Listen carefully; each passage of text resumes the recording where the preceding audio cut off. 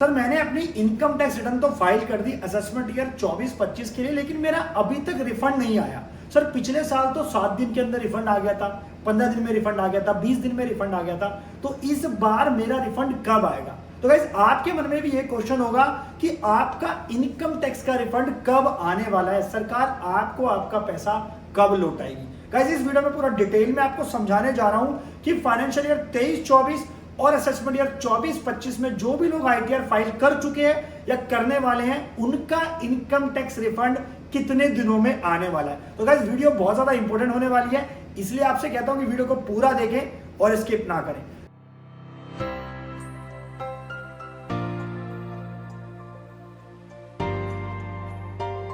नमस्कार, मैं दीपक बैसला आपका स्वागत करता हूं हमारे YouTube चैनल पर। दोस्तों चैनल बने हो तो वीडियोस को लाइक करें, शेयर करें, और मुझे आपसे एक शिकायत है कि आप वीडियोस को सब देखते हो लेकिन चैनल को सब्सक्राइब नहीं करते हो, तो प्लीज चैनल को सब्सक्राइब जरूर कर ले, नीचे लाल बटन को दबाएं ताकि ऐसे ही वीडियो आपको टाइम टाइम पे मिलते रहे। बाकी सोशल मीडिया प्लेटफॉर्म पे फॉलो कर सकते हैं, सबका लिंक आपको डिस्क्रिप्शन में मिल जाएगा, क्लिक करके ज्वाइन कर लेना, क्योंकि वहां भी आपको मिलती रहेंगी अपडेट्स फाइनेंस और टैक्सेशन की। तो गाइस इनकम टैक्स रिफंड कब आने वाला है, इसको समझने से पहले आपको यह पता होना चाहिए कि आपकी आईटीआर की प्रोसेसिंग कितने दिन में होगी इनकम टैक्स लॉ के हिसाब से, यानी कि टाइम लिमिट क्या है इनकम टैक्स लॉ में कि कितने दिन में आपकी आईटीआर प्रोसेस हो जानी चाहिए। तो गाइस इसके लिए मैं आपको लेके चलता हूं इनकम टैक्स के पोर्टल पे, जहां पे मैं कुछ आपको फिगर्स दिखाने वाला हूं, आंकड़े दिखाने वाला हूं। तो चलिए चलते हैं कंप्यूटर स्क्रीन पर। तो गाइस आप देख सकते हैं कि यहां पर लगभग 51 लाख लोगों ने अपनी आईटीआर फाइल कर दी है। ये डाटा दोस्तों मेरे पास अवेलेबल है 12 जून का।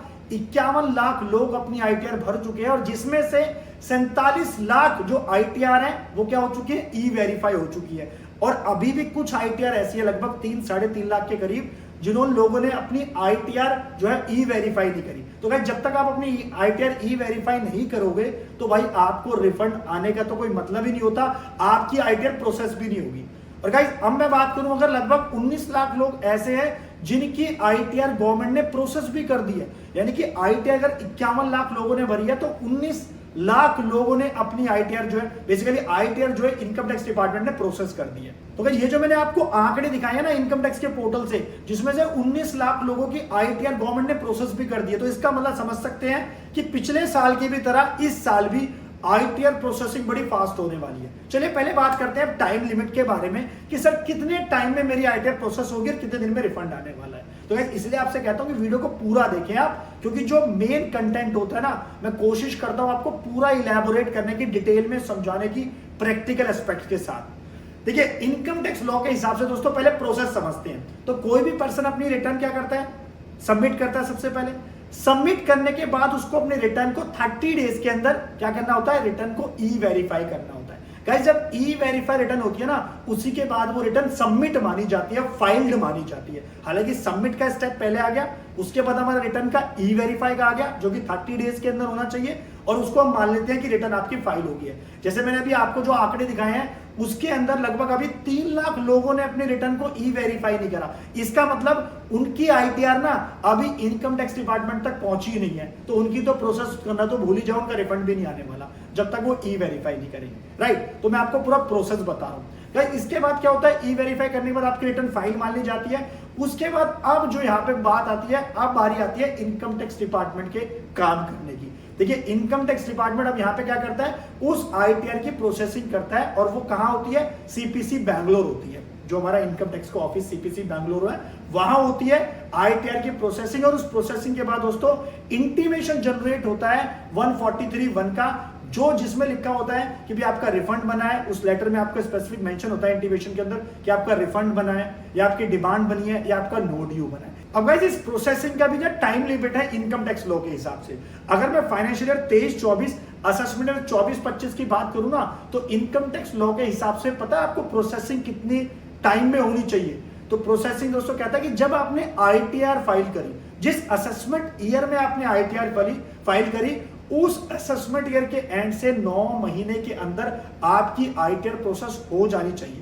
सर एग्जांपल के साथ समझाओ। देखिए हमारा फाइनेंशियल 23-24 की आईटीआर फाइल हो रही है, यानी कि असेसमेंट ईयर 24-25 की। उसकी लास्ट डेट हमारी इंडिविजुअल के केस में क्या है, 31 जुलाई 2024। तो गाइस उसका असेसमेंट ईयर यानी कि 23-24 का जो असेसमेंट ईयर है वो क्या हुआ 24-25। तो वो असेसमेंट ईयर हमारा कब खत्म होता है 31 मार्च 2025 में खत्म होता है। तो वहां से 9 महीने यानी कि 31 दिसंबर 2025। सर ये तो बहुत ज्यादा टाइम हो गया। बिल्कुल दोस्तों, लॉ के हिसाब से ना कम से कम जब अपनी आईटीआर फाइल कर रहे हो तो उससे 1.5 साल का टाइम लगा के चलो। मतलब अगर मैं आपको एक राउंड फिगर दूं टाइम की, तो कम से कम 1 से 1.5 साल का टाइम होता है लॉ के हिसाब से आपकी आईटीआर को प्रोसेस करने का। लेकिन यानी कि 31 दिसंबर 2025 आपकी आईटीआर का लास्ट टाइम है लॉ के हिसाब से कि वो क्या हो जाएगी, प्रोसेस हो जाएगी, ये माना जाएगा, राइट। और उसमें आपको इंटीमेशन भी आ जाएगा, देरी नहीं होगी। ये मैक्सिमम टाइम लिमिट है जिसके अंदर आपकी आईटीआर जो है प्रोसेस हो चुकी है। अच्छा, इसके बाद जो रिफंड का जो क्राइटेरिया है वो क्या है गाइस, उसके बाद जब इंटीमेशन आपके पास आता है तो इंटीमेशन फिर जाता है बैंकर के पास। इनकम टैक्स डिपार्टमेंट उसके बाद क्या भेज देता है, आपका रिफंड बनता है तो बैंकर के पास भेजता है, और बैंकर वहां पे चीजों को वैलिडेट करके आपके बैंक अकाउंट को वैलिडेट करके अपना रिफंड इशू कर देता है, जिसके बेसिस पे वो रिफंड आपके अकाउंट में क्रेडिट हो जाता है।